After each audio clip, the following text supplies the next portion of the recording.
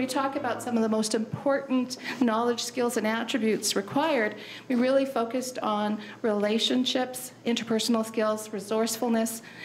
These people need to be flexible, passionate about students, committed to learning, understanding change again, and really honoring teachers where they're at, and moving teachers from where they're at, baby steps sometimes. Also the willingness to do this work, that's huge. And that's some of the challenges that we face in a rural jurisdiction as well. Sometimes that person is designated to be the student services coordinator or the learning coach because they've been there the longest, or somebody thinks that they're going to do a good job. So we really need to work on that. In the rigorous series-based CRC cohorts, teachers mainly do 5 things: explore and examine various approaches to coaching, expand and refine skills and build a repertoire of coaching behaviors. Thirdly, connect coaching strategies to current research. Fourthly, practice foundational skills. And fifthly, engage in a community of practice or professional learning community.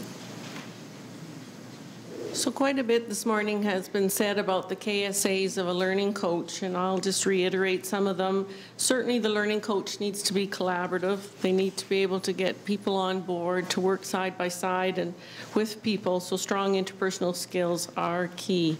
They have to have an ability within this to move a team and to develop a common vision of what this is going to look like in their school.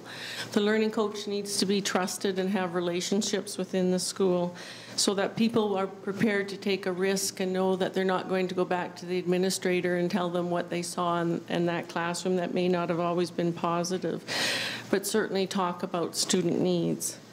They have to have an ability to push and pull a little bit gently and try and get some of the resistance on board. And they have to have access to resources and be knowledgeable about the implementation of learning tools. In our capacity building sessions to help the coaches, we did work on cognitive coaching, like Janice talked about. We did work on positive behaviour supports, how to support English language learners, supporting classroom teachers with IPP writing, the pyramid of intervention. We focused each meeting on 1 or 2 things. So by the end of 8 sessions, our learning coaches were exhausted. 3 principles of moving forward a new initiative is to have a clear vision in mind, and we've worked hard with our learning coaches. They need to be walking beside our teachers. That's the importance of them being school-based, and reaching back for those that require additional support to get on board, and I think our learning coaches have done an amazing job of this. One of the important things to know about as far as knowledge, skills, and attributes coming from a learning coach perspective and from my colleagues who are learning support teachers and coaches, it's important to be resourceful and have a breadth of understanding about needs of students and the teachers in your building.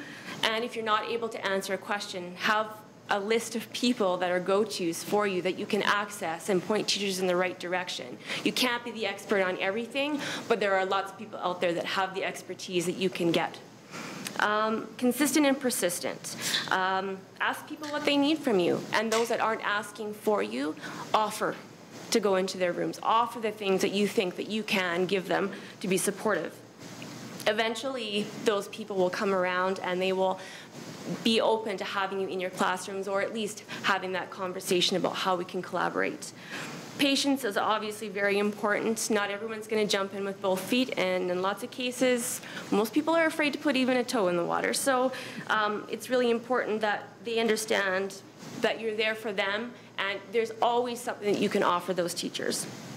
Be approachable and be a good listener. We know that through this process of change, there are some issues with that change, and teachers are going to have some issues, so you need to be able to listen to what their issues are and what they're worried about, and be able to have that conversation with them about how you can best help them and their students. It's important to be impartial, that some of the negativity that does naturally come with change is part of the process and it's not personal. It's important to be assertive, It's important to believe in what you know and know what you believe.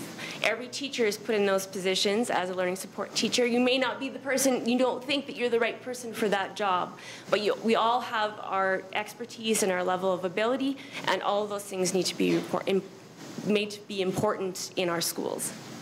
It's also very important to be open-minded, that I am not the expert in every area, and that I'm going to learn things from teachers that I can then share with other people in my building. I need to be open-minded to knowing that I'm going to get as much out of it as I'm hoping I'm able to give to those teachers in our building.